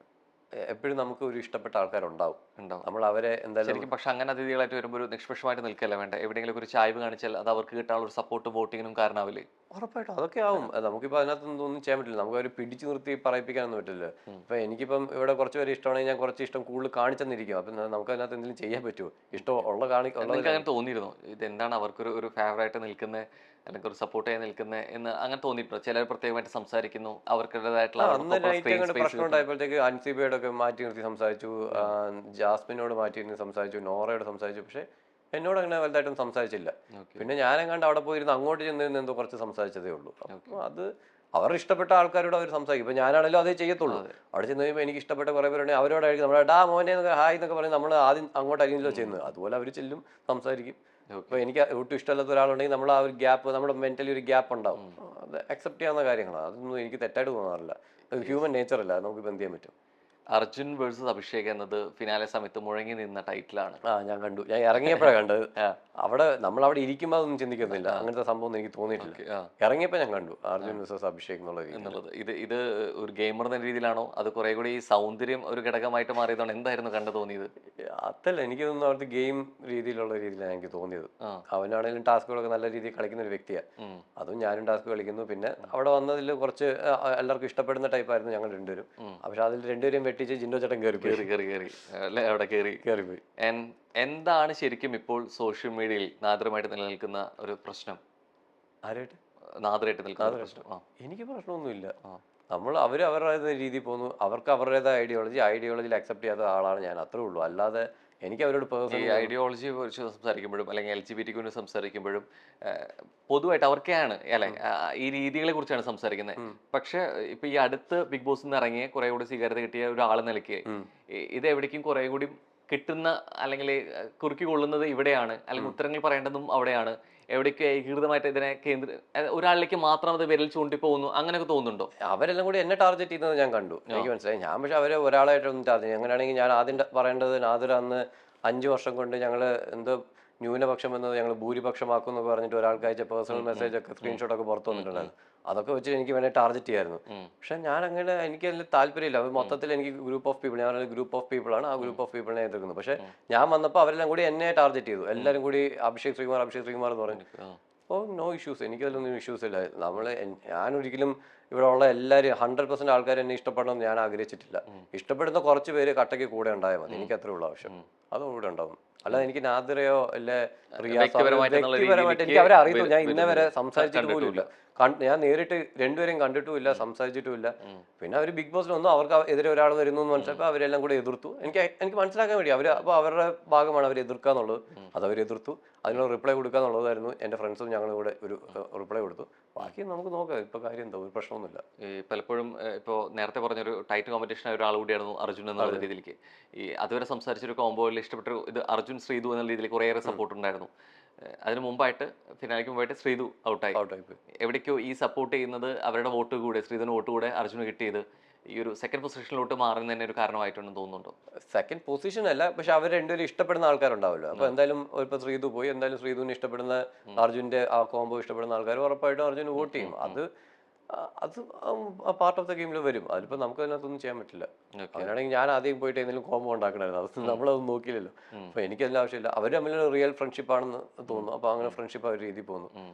അപ്പോൾ അത് ഇഷ്ടപ്പെടുന്ന ആൾക്കാർ എന്തായാലും അത് വോട്ടാ നമുക്ക് ചിന്തിക്കാവുന്ന കാര്യമുള്ളൂ. അവർ രണ്ടുപേരും ഇഷ്ടപ്പെടുന്ന ആൾക്കാർ വോട്ട് എപ്പോഴും മാറി മാറി കുത്തുമ്പോൾ ഒരാൾ പോയി മറ്റാൾക്ക് വോട്ട് എന്തായാലും കിട്ടും. അതിൽ പ്രശ്നമൊന്നുമില്ല. ഈ ചില പ്രശ്നങ്ങളിലും അല്ലെ പരാമർശങ്ങളിലും അഭിഷേക് പുറത്തിറങ്ങിയ ശേഷം മറുപടികൾ വരുമെന്ന് പ്രതീക്ഷിച്ചിരുന്ന ഒരു കാര്യം ഉണ്ടായിരുന്നു. അതിൽ എടുത്തൊരു കാര്യം കൂടിയായിരുന്നു റിയാസിന്റെ ഒരു വീഡിയോ. പിന്നീട് അത് പുറത്താക്കണം എന്നുള്ള അത്രത്തോളം ഒരു ആവശ്യം പറയുന്നു. ഇതിന്റെ മറുപടി എന്നുള്ളത് ഇത്ര ദിവസം നിന്നു എന്നുള്ള ഒരു വീഡിയോ വരെ അഭിഷേക് ഷെയർ ചെയ്തു എന്നുള്ളതാണ് ശരിയും. എന്താ റെസ്പോൺസ്? ഒന്നുമില്ല, ഞാൻ നിന്നല്ലോ. അതാണ്. അപ്പൊ ജനങ്ങൾ ഇഷ്ടപ്പെട്ടതിന് നിർത്തി. അതിൽ ഞാൻ സന്തോഷം. അവര് പറയുന്നതല്ല, അവരല്ലല്ലോ ഏഷ്യാനെറ്റ്, അവരല്ലല്ലോ എൻ്റെ മോൾഷന്. ഇവിടെ നമ്മളത് നോക്കേണ്ട കാര്യമില്ല. അപ്പൊ അവര് ഞാൻ എൻ്റെ കഴിവനുസരിച്ച് ഞാൻ അവിടെ നിന്നു. അത് ഞാൻ അതിൽ സന്തോഷിക്കുന്നുണ്ട്. അവര് പറയുന്നതൊന്നും അവര് കേൾക്കണമെന്നില്ല. അവിടെ ആ ഉള്ളിലിരുന്നിട്ട് നമ്മൾ ഇറങ്ങി പോകണം എന്ന് പറഞ്ഞാൽ, ഇപ്പം എനിക്കൊന്ന് സായി കുറെ വട്ടം വന്ന് പറഞ്ഞിട്ടുണ്ട് കൺവെൻഷൻ റൂമിൽ എന്നെ ഇവിടെ നിന്ന് ഇറക്കി പോകണമെന്ന് പറഞ്ഞു. അവരൊന്നും അങ്ങനെയൊന്നും വിടത്തൊന്നും ഇല്ല. അങ്ങനെ വിടാനല്ലല്ലോ അവരവിടെ ഇരിക്കുന്നത്. അപ്പൊ അങ്ങനെ ഒരു കംപ്ലൈന്റ് വന്നു. കംപ്ലൈന്റ് വന്നപ്പോൾ ലാലേട്ടൻ തന്നെ വന്നിട്ട് പറഞ്ഞു, ഞങ്ങൾക്ക് കംപ്ലൈന്റുകൾ ഒരുപാട് കിട്ടി, ഞങ്ങളുടെ പോളിസിക്ക് എതിരാണ്. അത് മനസ്സിലാക്കാൻ പറ്റണം. അത് എനിക്കറിയാം. സോഷ്യൽ മീഡിയക്ക് അങ്ങനെ പ്രശ്നമുണ്ട്. എൻ്റെ ഇൻസ്റ്റാഗ്രാം അക്കൗണ്ടൊക്കെ അടിച്ച് പോയതാ. ഞാൻ ബിഗ് ബോസ് കയറുന്ന 2 ആഴ്ച മുമ്പ് പോയതാ. എനിക്കത് മനസ്സിലാക്കാൻ പറ്റും. അവർക്ക് അങ്ങനെ പോളിസീസ് ഉണ്ടെന്ന് എനിക്കറിയാം. അത് അപ്പോൾ അവർക്കത് റെസ്ട്രിക്ട് ചെയ്തേ പറ്റൂന്ന് എനിക്കറിയാം. അത് നമ്മൾ റെസ്പെക്ട് ചെയ്യുക. അതിനെ നമ്മൾ അവരുടെ ഇത് ഭാഗം നമ്മൾ നോക്കണം. അങ്ങനെ ഞാൻ അവരെ റെസ്പെക്ട് ചെയ്തു. ഞാൻ ആ സബ്ജക്ട് പിന്നെ സംസാരിച്ചത്. പക്ഷേ ഇടയ്ക്ക് അറിയാണ്ട് വായി വരുമ്പോൾ അനൗൺസ് ചെയ്യും, അഭിഷേക് നമുക്കിത് പറ്റില്ല, ഇവിടെ സംസാരിക്കാൻ. ഓക്കെ, സോറി ബിഗ് ബോസ് എന്ന് പറഞ്ഞാൽ ഞാൻ വിടും. അടുത്തൊരു സെഗ്മെന്റിലോട്ട് പോവാം. Yes, so best option in big boss segment. Okay. So ഞാൻ ഒരേ ടൈറ്റിൽ പറയും. ഓക്കെ. അപ്പോൾ അത് ആരാണ് എന്താണെന്ന് കൂടി രീതിയിലേക്ക് അതിൻ്റെ ഒപ്പം ചേർത്ത് വെക്കണം. റെഡി? യെസ്. സോ ആദ്യത്തെ ടൈറ്റിലോട്ട് പോട്ടെ. ഓക്കെ. കഠിനാധ്വാനം. ഓക്കെ, അത് ജിൻഡോ ചേട്ടൻ ആണ്. ജിൻഡോ ചേട്ടൻ എന്ന് വെച്ചാൽ പുള്ളി കഷ്ടപ്പെട്ടിട്ടുണ്ട്. എനിക്ക് നമ്മൾ അത് എപ്പോഴും അവിടെ വെച്ച് ഞാൻ ലാലേട്ടൻ്റെ മുന്നിൽ പറഞ്ഞു, പുള്ളി ഹാർഡ് വർക്കറാണ്. അപ്പോൾ പുള്ളി ഹാർഡ് വർക്ക് ചെയ്ത് അതുകൊണ്ട് അതിൻ്റെ റിസൾട്ടാണ് പുള്ളിക്ക് അത് കിട്ടിയതൊക്കെ. പുള്ളി എന്താണേലും ചിന്തിച്ച് അവർക്ക് ഇങ്ങനെ പണി കൊടുക്കുക, ഇവർക്ക് ഇങ്ങനെ പണി കൊടുക്കുക, അങ്ങനെ ചെയ്യണം, അവിടെ അങ്ങനെ പറയണം, ഇങ്ങനെ ചെയ്യണം. പിന്നെ ഡാൻസ് പുള്ളിക്ക് എന്നെ പോലെ തന്നെ, എനിക്കും ഡാൻസ് അറിയത്തില്ല, പുള്ളിക്കും ഡാൻസ് അറിയില്ല. പക്ഷെ പുള്ളിക്കാരൻ ചോദിച്ചു വാങ്ങി മുന്നിൽ വന്നിരുന്ന് ഡാൻസ് കളിക്കും. ഇപ്പൊ സ്കിറ്റ് എന്തെങ്കിലും ഉണ്ടെങ്കിൽ ചോദിച്ചു വാങ്ങി മെയിൻ റോൾ എടുക്കും. ചിലപ്പോൾ ഞാനൊക്കെ ആണെങ്കിൽ എനിക്കിത് ചെയ്യാൻ വയ്യ എന്നൊക്കെ പറഞ്ഞിരിക്കും. പക്ഷെ അതേ സമയത്ത് പുള്ളി ചോദിച്ചു വാങ്ങി, അത് പുള്ളിയുടെ ആഗ്രഹമാണ്. അപ്പൊ അത് പുള്ളി ഒരു ഹാർഡ് വർക്കറായിട്ട് എനിക്ക് തോന്നുന്നുണ്ട്. പരദൂഷണം ഞാനിപ്പോൾ ഇറങ്ങിയപ്പോഴാണ് കുറെ പരദൂഷണം കണ്ടത്, ജാസ്മിൻ്റെ ഒക്കെ. അപ്പോൾ ഇപ്പൊ ജാസ്മിൻ, എനിക്ക് ആ സമയത്ത് ഞാൻ അവിടെ ഇവിടെ എല്ലാം കുറെ അതിനകത്ത് നിന്ന് അങ്ങനെ അറിഞ്ഞിട്ടില്ല. അകത്ത് ഇരുന്നിട്ട് ഇല്ല, എല്ലാവരും സംസാരിക്കും ഗെയിമിന്റെ പറഞ്ഞ. ഇപ്പൊ എന്നോട് പരദൂഷണം ഞാൻ ഇപ്പൊ കണ്ടു, കുറെ വീഡിയോസ് കണ്ടു. എന്താ അവൻ ടിക്കറ്റ് ഫിനാലെ അവന് കിട്ടരുത് എന്നുള്ള രീതിയിലൊക്കെ സംസാരിക്കുന്നുണ്ട്. അപ്പൊ അതൊരു പരദൂഷണം പോലെ അത് എന്നെ സംബന്ധിച്ച്. പിന്നെ മൊത്തത്തിലാണെങ്കിൽ എല്ലാവരും സംസാരിക്കും. എല്ലാവരുടെ വാക്കുകളിലും വരും, എല്ലാവർക്കും വരും. അവിടെ വേറെ ഒന്നും ഇല്ലല്ലോ സംസാരിക്കാൻ. എന്തെങ്കിലും വേണ്ട, ഫോണില്ല, ഒന്നും മനസ്സിലാകുന്നില്ല, സമയമില്ല, ഒന്നും മനസ്സിലാവുന്നില്ല, ഒന്നും അറിയില്ല. അങ്ങനെ കേട്ട ഏറ്റവും ഇൻട്രസ്റ്റിംഗ് ആയിട്ടുള്ള ഒരു പരദൂഷണം ഏതായിരുന്നു? ജിൻഡോ ചേട്ടന്റെ ഗോസിപ്പ്. എനിക്ക് ബാത്റൂമിന്റെ ഡസ്റ്റ്ബിന്റെ അടിയിൽ നിന്ന് ഒരു ലെറ്റർ കിട്ടി എന്നൊക്കെ പറഞ്ഞിട്ടുള്ള പരദൂഷണം. അയ്യോ അതൊന്ന്. പിന്നെ ഏറ്റവും വലിയ കോമഡി ആയിരുന്നു, പുറത്തൊരു സെറ്റിന്റെ ഒരു സാധനം ഇളകിപ്പോയായിരുന്നു, ഒരു പെയിന്റ്. അത് നോറ പോയിട്ട് ഇടിച്ച് അതിങ്ങനെ ഇളക്കുന്നുണ്ടായിരുന്നു. ജിൻഡോ ചേട്ടൻ എൻ്റെ അടുത്ത് വന്നിട്ട് ഫസ്റ്റ് എന്നോട് പറയാ, എടാ അത് ഇളക്കിക്കൊണ്ട് അവള് പോയി. ഞാൻ പറഞ്ഞു ഓക്കെ. അപ്പോൾ അവള് അത് ഞാൻ അവളോട് പോയി ചോദിച്ചു, ആ പീസ് എന്തെന്ന് ചോദിച്ചു, ആ പെയിന്റിന്റെ പീസ്. അപ്പോൾ അവള് പറഞ്ഞു എൻ്റെ കയ്യിൽ ഇല്ല. എടാ എൻ്റെ ഇപ്പുറത്ത് എൻ്റെ ചായ ഓപ്പൺ ആയി ഇരിപ്പുണ്ടായിരുന്നു, എനിക്കൊരു 3 ദിവസമായിട്ട് വയറിളക്കം ഉണ്ട്, അവൾ അതിനകത്ത് കൊണ്ട് ഇട്ടു എന്ന് പറഞ്ഞിട്ട് പുള്ളി തമാശ. പുള്ളി പറയുന്നത് സീരിയസ് ആണ്, തമാശ. ഞാനുണ്ടായിരുന്നു, സായി ആരാണ്ടൊക്കെ ഉണ്ട്, എല്ലാം ചിരിച്ച് വീണ്. നിങ്ങൾ എന്തോ ഈ പറയുന്നത്, അവളെന്റെ ചായയെ കലക്കി എന്നൊക്കെ പറയും. അങ്ങനെ ജിൻഡോ ചേട്ടനാണ് അവിടുത്തെ ഇങ്ങനത്തെ ഡയലോഗ് എല്ലാം അടിക്കുന്നത്, ഇങ്ങനത്തെ ഉണ്ടാക്കിയുള്ള ഡയലോഗ്. അപ്പൊ അവിടെ പുള്ളിയെ എല്ലാവരും കള്ളൻ എന്നാ വിളിക്കുന്നത്, കള്ളക്കഥകളൊക്കെ ഇങ്ങനെ അടിച്ചിറക്കും. അപ്പൊ അത് ഫണ്ണാ, സത്യം പറഞ്ഞാൽ ഫണ്ണാ. ഇതിന് പരദൂഷണം പറയല്ലേ, പരദൂഷണം ശരിക്കും അല്ലെ മറ്റൊരാൾക്ക് കുറ്റപ്പെടുത്താൻ. ഇത് ശരിക്കും സ്റ്റോറി മേക്കറാണ്, കഥാകൃത്താണ്. അതെ, കഥാകൃത്ത. ഈഗോ ആർക്കാ? ഈഗോ എല്ലാവർക്കും ഉണ്ടായിരുന്നു, എല്ലാവർക്കും അങ്ങോട്ട്. അതായത് നമ്മളെ കണ്ടു ഒരു പടി കിങ്ങും ക്യൂനും ഒക്കെ ഞാനത് കൂടുതൽ മൈൻഡ് ചെയ്യാൻ പോയിട്ടില്ല. അതാണ് ശരിക്കും സത്യം പറഞ്ഞാല് ഒരു ഐഡിയ കിട്ടുന്നില്ല. പോട്ടെ, നമുക്ക് വിടാം. സഹതാപം നോറ ഇന്ന് ഞാൻ ഇൻസ്പിറേഷൻ ലേഡിയാന്നൊക്കെ പറഞ്ഞിട്ട് എന്തൊക്കെയോ സാധാ വരുന്നു അടിക്കും, എന്തൊക്കെയോ പറയും, ഞാൻ അങ്ങനെ അനുഭവിച്ചു ഇങ്ങനെ അനുഭവിച്ചു. അവളുടെ ലൈഫിൽ അനുഭവിച്ചിട്ടുണ്ടാവും. പക്ഷെ അതിങ്ങനെ എടുത്തെടുത്ത് പറഞ്ഞ് എന്റെ വീട്ടുകാർ അങ്ങനെ ചെയ്തിട്ടുണ്ട് ഇങ്ങനെ ചെയ്തിട്ടുണ്ട് പറഞ്ഞ് വീട്ടുകാരൊക്കെ പറയും അങ്ങനെയൊക്കെ. അപ്പോൾ ഒരു സാധാരണ പിടിക്കലും പിന്നെ ക്യാമറയുടെ മുന്നിൽ പോയിരുന്ന ഫുൾ കരച്ചിലും. അത് നോറയാണ് കുറേ കെയറിങ് പേഴ്സൺ. കെയറിങ് അത് രണ്ട് രീതിക്കാവാം. കെയറിങ് കിട്ടുന്ന ഒരാളാവാം, അല്ലെങ്കിൽ കൊടുക്കുന്ന ആളാവാം. ഇപ്പൊ എന്റെ കാര്യത്തിലാണെങ്കിൽ എനിക്ക് ഇപ്പം പൂജ എന്റെ കാര്യത്തിൽ നല്ല കെയർ ചെയ്തായിട്ട് എനിക്ക് അറിയാം. കാരണം ഞാൻ വന്ന സമയത്ത് എനിക്ക് എല്ലാവരും കൂടെ ഒറ്റപ്പെടുത്തി മാറി നിന്നപ്പോൾ പോലും പുള്ളിക്കാരി എൻ്റെ അടുത്ത് വന്ന് സംസാരിച്ച് എന്താന്നൊക്കെ ചോദിച്ച്. അപ്പൊ പൂജ ഭയങ്കര കെയറിങ് ആയിട്ട്. പൂജയുടെ കാര്യം പറയുമ്പോൾ അടുത്തൊരു ലെവലിലോട്ട് പോയായിരുന്നു. കല്യാണാലോചന കല്യാണാലോചന വരെ വന്നിട്ടുണ്ടായിരുന്നു. കുറെ ഉണ്ടായിരുന്നു ഇതിന്റെ ഇടയ്ക്ക്. അന്ന് ആദ്യം വന്നപ്പോ ശരണ്യ ചേച്ചി അത് പറഞ്ഞു. ശരണ്യ ചേച്ചി അപ്പൊ എല്ലാം ഫണ്ണാ, തമാശ രീതി പറഞ്ഞു. എവിടേക്കോ ഈ കല്യാണം നടക്കുന്നതിന് ബിഗ് ബോസിൽ പോയി കഴിഞ്ഞാൽ കുറെ കൂടെ ഈസി ആവുന്നതുകൊണ്ട് അഭിഷേക് കുറെ പേരെ കല്യാണം മുടങ്ങിയെന്ന് മനസ്സിലായി. പക്ഷെ എന്റെ കുറെ കല്യാണം ഇങ്ങോട്ട് ആലോചന വരാൻ തുടങ്ങി. അനിയത്തിയുടെ ആലോചന വന്നിട്ട് ചേച്ചിനെ സപ്പോർട്ട് ചെയ്യണ അഭിഷേകിനെ പോലെ ഒരു നല്ലൊരു പയ്യനെ അവൾ കെട്ടിച്ചു കൊടുക്കുക, അങ്ങനെയൊക്കെ വരെ ഓപ്പൺ ആയിട്ട് പറയണോ? അങ്ങനെ കുറെ ഉണ്ട്, എനിക്ക് കുറെ വരുന്നുണ്ട് കല്യാണാലോചനയുടെ സംസാരിപ്പം. ഇപ്പൊ ഞാൻ ഇപ്പൊ ഇൻസ്റ്റയിൽ ഇപ്പൊ 2 ദിവസമായിട്ട് എനിക്ക് ലവ് ലെറ്റേഴ്സ് കുറെ വന്നിട്ടുണ്ട്. ലവ് ലെറ്റർ ഞാൻ ഇരുന്ന് വായിക്കും. എല്ലാവർക്കും എനിക്ക് മാക്സിമം എനിക്ക് മെസ്സേജ് അയച്ച എല്ലാവർക്കും ഞാൻ റിപ്ലൈ കൊടുക്കും. എല്ലാവർക്കും താങ്ക് യു. ഞാൻ ഇരുന്ന് അയക്കുക വായിക്കും. അപ്പൊ ചിലര് 1-2 ചെറിയ മെസ്സേജ് അയച്ച് ഹായ് ഹലോ അതിനൊന്നുമില്ല. ചിലർക്ക് ഭയങ്കരമായിട്ട് ഇരുന്ന് വർണ്ണിക്കും. അത് കണ്ടിട്ട് നമ്മള് അയക്കാതിരിക്കുന്നത്. അതൊന്നുമില്ല. ഇപ്പൊ ഞാൻ കൊണ്ടുവന്ന ബൊക്കെ ഒരു പെങ്കൊച്ചു കൊണ്ടുപോയി, എനിക്ക് തന്ന ബൊക്കെ കൊണ്ടുപോയി. എൻ്റെ ടീഷർട്ട്, പിന്നെ ഞാൻ ഒരു ടീഷർട്ട് ഊരിയായിരുന്നു, ആ ടീഷർട്ട് പിടിച്ചു വലിയായിരുന്നു, അത് കൊണ്ടുപോയിട്ടുണ്ട് ഒരാള്. ബൊക്കെ കൊണ്ടുപോയ പെങ്കൊച്ച് എനിക്ക് ഫോട്ടോ അയച്ചു, ഞാൻ സൂക്ഷിച്ചു വെക്കുന്നു എന്ന് പറഞ്ഞിട്ട്. പിന്നെ ഒരു പെങ്കൊച്ച് എനിക്ക് ലവ് ലെറ്റേഴ്സ് അയച്ചു. പിന്നെ ആരണ്ടൊക്കെ എന്തൊക്കെയോ ഒരു പെങ്കൊച്ച് ലവ് യു എന്നൊക്കെ പറഞ്ഞിട്ട് എന്തൊക്കെയോ ഭയങ്കര പ്രേമൊക്കെ എൻ്റെ കൂട്ടുകാരോടൊക്കെ പറഞ്ഞ് അങ്ങനെ കുറെ എണ്ണം സിനിമയ്ക്ക് വേണ്ടിയിട്ടാണ്. പക്ഷെ പോയത് നടക്കുന്നില്ല. അപ്പൊ അങ്ങനെ കുറെ വന്നിട്ടുണ്ട്. ഇപ്പൊ ഫ്രണ്ട്സ് വഴിയാ കൂടുതലും. കാരണം എനിക്ക് മെസ്സേജുകൾ കിടക്കുന്നുണ്ട്, റിപ്ലൈ കൊടുക്കാൻ പറ്റുന്നത്. അപ്പൊ മാക്സിമം ഞാൻ കൊടുക്കുന്നുണ്ട്, എന്നിട്ട് ഇനിയും കിടക്കുക. അപ്പൊ ഞാൻ ഇങ്ങനെ കിടപ്പുണ്ട്. പക്ഷെ ഫ്രണ്ട്സ് വഴിയൊക്കെ പിന്നെ കണക്ട് ചെയ്ത് കുറെ പേര് വന്ന് ഒന്ന് മെസ്സേജ് അയക്കാൻ പറ, എനിക്ക് ഭയങ്കര ഇഷ്ടമാണെന്നൊക്കെ പറഞ്ഞു. പിന്നെ ഞാൻ അത് താങ്ക് യു എന്നൊക്കെ പറഞ്ഞ് അങ്ങനെയൊക്കെ വിട്ടുകളയും. അവിടെ ഏറ്റവും നല്ലൊരു ആക്ടർ അല്ലെങ്കിൽ ആക്ട്രസ് അഭിനേത്രി ആരാ? ഒന്ന് അൻസിബ സൂപ്പർ ആക്ട്രസാണ്. അത് ഞാനിപ്പോ ഒരെണ്ണത്തില് എന്ത് സ്കീ ഐസ്ക്രീമിന്റെ ഒരു ഇതില്, അതായത് റിയൽ ലൈഫിൽ സിനിമയിൽ അല്ലല്ല ഞാൻ അവിടെ അഭിനയിക്കണായിരുന്നു. അതാ എന്താ അങ്ങനെ അഭിനയിക്കുന്നത്? ഞാൻ വെച്ചെന്തെങ്കിലും ടാസ്ക് വരുമ്പോ അഭിനയിക്കുന്നത് അല്ലല്ല. അവിടെ അഭിനയം കാഴ്ചവെച്ചിരുന്ന കണ്ടസ്റ്റന്റ് എന്ന നിലയിൽ അഭിനയം. കണ്ടസ്റ്റന്റ് എന്ന അഭിനയം കുറെ പേർക്കുണ്ടായിരുന്നു. അവര് റിയൽ ആയിട്ടല്ല നിൽക്കുന്നതെന്നുള്ളത്. എനിക്കിപ്പം നോറയുടെ കാര്യമാണെങ്കിലും അവള് ഇച്ചിരി സെന്റിമെന്റ്സ് ഒക്കെ പിടിച്ച് ഒരു അഭിനയിച്ച് നിൽക്കുന്നുണ്ടായിരുന്നു. പിന്നെ ആരാ, എനിക്ക് അതിൽ കൂടുതൽ എനിക്ക് ഇതില്ല. മാനിപ്പുലേറ്റ് ചെയ്തിരുന്ന ആരാ കൂടുതൽ? മാനിപ്പുലേഷൻ ആരായിരുന്നു? സിബിൻ ചേട്ടൻ ഭയങ്കര മാനിപ്പുലേഷൻ ആയിരുന്നു. പുള്ളി ഇവിടെ ഒരു കൊട്ട് കൊടുത്ത് അവിടുന്ന് ഒരു അടി കൊടുക്കുക, ഇവിടെ ഒരു അങ്ങനത്തെ പരിപാടികളായിരുന്നു. ഇവിടെ എന്തെങ്കിലും ഒരു കൊളുത്തി വിടും, എന്നിട്ട് അത് അവിടെ പോയി പൊട്ടും. പുള്ളി സൂപ്പറാണ്. അത് ശരിക്കും അത് കിട്ടുന്ന ഗെയിമാണ്. സിബിൻ ചേട്ടൻ കളിച്ചാൽ കിട്ടുന്ന ഗെയിമാണ്. അപ്പൊ പുള്ളിയുടെ മാനിപ്പുലേഷൻ അല്ല, ജിൻഡോ ചേട്ടന്റെ മാനിപ്പുലേഷൻ ഇതുപോലെ. പുള്ളി കള്ളക്കഥ കഥകൾ പറഞ്ഞ് മാനിപ്പുലേറ്റ് ചെയ്യും. അപ്പൊ എനിക്ക് കൺഫ്യൂഷൻ ആയി. പുള്ളി വന്നിട്ട് എടാ ഡസ്റ്റ്ബിന്റെ അടിയിൽ നിന്ന് എനിക്ക് ലെറ്റർ കിട്ടിയാ പറയും, എടാ ഇതിനകത്ത് ഇങ്ങനെ എഴുതിയിട്ട് Arjun Sreethu combo super, Jasmine Gabri combo താഴെ പോയി. പിന്നെ താഴെ എന്തോ ഇംഗ്ലീഷിൽ എഴുതിക്കുന്നത്, എനിക്ക് വായിക്കാൻ പറ്റിയില്ല. ദൈവമേ ശരിക്കും. അപ്പൊ നമ്മൾ വിശ്വസിച്ചു പോകും ചിലത്. പിന്നെ ആദ്യമൊക്കെ അത് വിശ്വസിച്ചു, പിന്നെ അവൻ പുള്ളിയുടെ കള്ളക്കഥകൾ മനസ്സിലായി. പിന്നെ അപ്പം പുള്ളി അത് നല്ല മാനിപ്പുലേഷനാണ്. നമ്മൾ കുറെ നേരം വിശ്വസിച്ച് ഇങ്ങനെ ഇരിക്കും. അപ്പൊ നമ്മൾ അറിയാണ്ട് പോയി പറയാം, ഇങ്ങനെയൊക്കെ സംഭവം ഉണ്ടോ, എങ്ങനെ അറിഞ്ഞടാ ചോദിക്കും. നമ്മളങ്ങനെ ചോദിച്ചു പോകും. Double stand Abhishek double stand നിന്നിട്ടുണ്ട്. അത് ഞാൻ 1-2 വട്ടം ഞാൻ അവിടെ പല സാധനങ്ങളും പുറത്ത് വന്നിട്ടില്ല കറക്റ്റായിട്ട്. അപ്പൊ ഞാനും അവനും തമ്മിൽ ഒരു വഴക്കുണ്ടായപ്പോൾ അതിനകത്ത് ഞാനോട് പറഞ്ഞായിരുന്നു. അവൻ ഒരു വട്ടം പറഞ്ഞു ടോക്സിക് എന്ന് വിളിക്കുന്നത് എനിക്ക് ട്രോമയാ എന്നൊക്കെ പറഞ്ഞു. അപ്പം ഞാൻ അവനോട് ചോദിച്ചത് 2-ാം ദിവസം വന്നപ്പോൾ you are A toxic person എന്ന് അവൻ എന്നോട് പറഞ്ഞു. അപ്പൊ ഞാൻ ചോദിക്കുന്നത് അങ്ങനെ ട്രോമയുള്ള ഒരാളുടെ മനസ്സിൽ എങ്ങനെയാണ് ടോക്സിക് എന്ന് പറഞ്ഞ സാധനം വരുന്നത്? അപ്പൊ അതൊരു ഡബിൾ സ്റ്റാൻഡ് അല്ലേ? പിന്നെ അവൻ പലവട്ടം എൻ്റെ അടുത്ത് കൈ തന്നിട്ട് പറഞ്ഞിട്ടുണ്ട്, ഞാൻ ഒരു കമ്മ്യൂണിറ്റീനും ഭാഗമല്ല, ഞാൻ കമ്മ്യൂണിറ്റിയിലൊന്നും ഇല്ല, ഞാൻ ഇവിടെ കയറാൻ നേരത്ത് പോലും ആരും എന്നെ വിളിച്ചില്ല. പക്ഷെ അവനെ ആൾക്കാർ വിളിക്കുന്നുണ്ടെന്ന് എനിക്കറിയാം, പക്ഷെ എന്നെ ആരും വിളിച്ചിട്ടില്ല എന്നുള്ള രീതിയിലൊക്കെ എന്നോട് ഒന്ന് സംസാരിച്ചിട്ടുണ്ട്. ഞാൻ ഫസ്റ്റ് നോമിനേഷൻ ജയിച്ചപ്പോൾ എന്നോടൊന്ന് പറഞ്ഞു നിനക്ക് അങ്ങനെ തോന്നുന്നുണ്ട്. അപ്പോൾ ഞാൻ ഓക്കെ എന്ന് പറഞ്ഞു. പക്ഷെ അതേ സമയത്ത് അവൻ പല മോർണിംഗ് ടാസ്കിലും വന്നിട്ട് ഞാൻ കമ്മ്യൂണിറ്റീൻ്റെ ക്ലബ്ബുണ്ട് അവിടെ പോയിട്ടുണ്ട്, കമ്മ്യൂണിറ്റിക്ക് വേണ്ടി അങ്ങനെ ചെയ്തിട്ടുണ്ട്. പിന്നെ അവൻ്റെ ഒരു വീഡിയോ ഒക്കെ പറയുന്നത് ഞാൻ LGBT റെപ്രസെന്റ് ചെയ്ത് വരുന്ന ആള് എന്നൊക്കെ പറയുന്നൊരു വീഡിയോ ഞാൻ കണ്ടു. അപ്പൊ ഞാൻ ഡബിൾ സ്റ്റാൻഡ് അല്ലേ? പിന്നെ അങ്ങനെ അപ്പം അതെനിക്ക് ഡബിൾ സ്റ്റാൻഡ് ആയിട്ട് തോന്നിയിട്ടുണ്ട്.